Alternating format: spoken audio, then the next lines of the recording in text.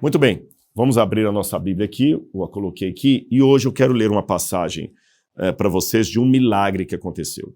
Um milagre que veio em meio a um erro, dessa vez de Josué. Josué acabou fazendo aliança com Gibeon, e ele não deveria fazer essa aliança com Gibeon ou Gibeão. Ele fez aliança, que depois deu grandes problemas para o povo, e quando Gibeão foi atacado, Josué agora tinha que sair em sua defesa conforme os códigos da época que eu já mostrei em programas passados. Mas Deus ainda assim honrou aquela batalha e deu a vitória ao exército de Josué através de um milagre astronômico, sideral. Vamos ler esse milagre na Bíblia. Está em Josué capítulo 10, versículos 12 em diante. Vamos ler? Então Josué falou ao Senhor no dia em que o Senhor entregou os amorreus nas mãos dos filhos de Israel e na presença dos israelitas. Ele disse: Sol, detenha-se em Gibeão, e você, lua, pare no vale de Aijalon. E o sol se deteve, e a lua parou, até que o povo se vingou de seus inimigos. Não está escrito no livro dos justos? Deixe-me explicar para você o que é esse livro dos justos. Há uma série de livros que foram escritos na época do Antigo Testamento e também do Novo Testamento e que se perderam por completo. Nós não sabemos onde foram parar esses livros. Por exemplo, no Novo Testamento existe uma epístola escrita à igreja de Laodiceia que se perdeu, e alguns estudiosos do Novo Testamento acreditam que Paulo originalmente teria escrito pelo menos 4 cartas à igreja de Corinto, mas hoje nós só temos 2. Então, muito material que foi produzido, Deus, por alguma razão, não permitiu que fosse preservado. Quando eu digo não permitiu, não é que Deus proibiu a sua preservação. Ele apenas, o Espírito Santo, não cuidou da preservação daquele material. Bom, se for uma carta de Paulo escrita aos Coríntios, certamente era um material inspirado. Se é um livro citado na Bíblia, certamente é um material também inspirado. Mas, de acordo com a doutrina bíblica da inspiração, que aí já seria um outro departamento, eu só estou fazendo uma digressão, uma coisa inspirada não é necessariamente canônica. Um profeta inspirado por Deus não faz necessariamente parte do livro de Deus. Quer um exemplo? João Batista. João Batista foi inspirado por Deus, mas ele não foi comissionado pelo Espírito Santo a escrever nenhum livro para estar no Novo Testamento. Então, nem todos aqueles que estão na Bíblia foram inspirados por Deus, mas nem todos os que foram inspirados por Deus estão com seus livros na Bíblia. Perceberam? Por isso que mesmo que hoje nós encontrássemos a carta original de Paulo aos Laodicenses, ela não deveria fazer parte do cânon sagrado, porque é o Espírito Santo que determina qual material inspirado será parte da Bíblia, qual material inspirado não será parte da Bíblia.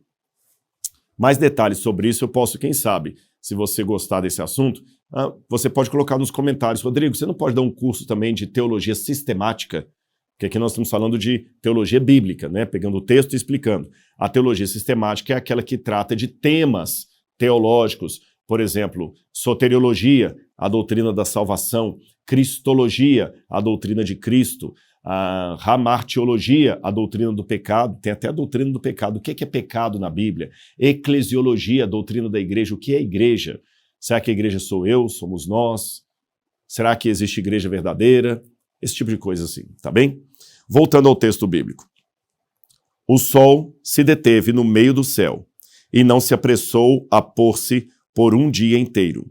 Não houve dia semelhante a esse, nem antes nem depois dele, tendo o Senhor assim atendido à voz de um homem, porque o Senhor lutava por Israel. Então Josué voltou ao arraial em Gilgal, e todo o Israel foi com ele. Bom, o texto é bastante forte, eu diria. Dizer que o sol parou no céu e a lua. Em primeiro lugar, eu já tenho aqui um problema astronômico forte, sério, crasso, eu diria. Por quê?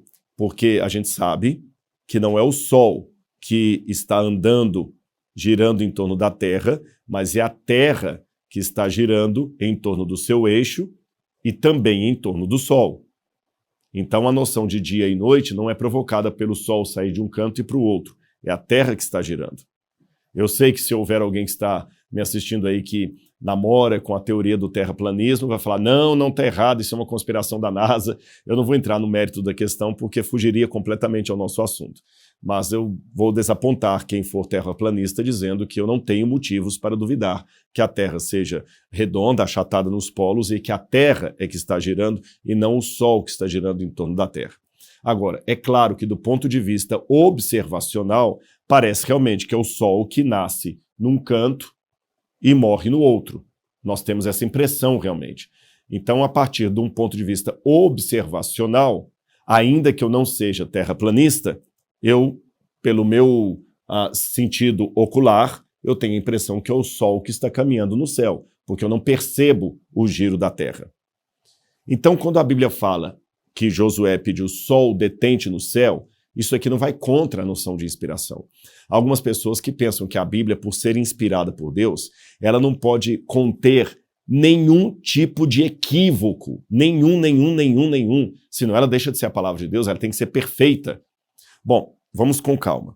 Ela é a palavra de Deus, a Bíblia é perfeita, mas se Deus falasse com os seres humanos numa linguagem perfeita, numa linguagem sem qualquer resquício de imprecisão, o ser humano não entenderia. Eu gosto de uma frase de Gerald Wheeler que disse que a Bíblia é Deus falando com sotaque humano. E esse sotaque humano, é claro, contém imprecisões. Quer um exemplo? Eu vou dar um exemplo para você.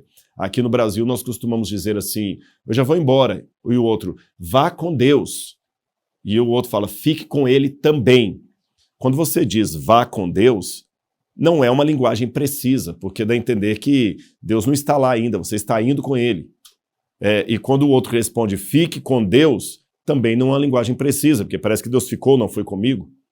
Quando alguém fala assim, não, se Deus quiser, você vai sair dessa, você vai curar essa doença, se Deus quiser, você vai. Ou como dizem os árabes, inshallah, se Allah quiser. Aí a pessoa morre. Então quer dizer que Deus não queria a cura? Percebeu como a nossa linguagem também ela é imprecisa?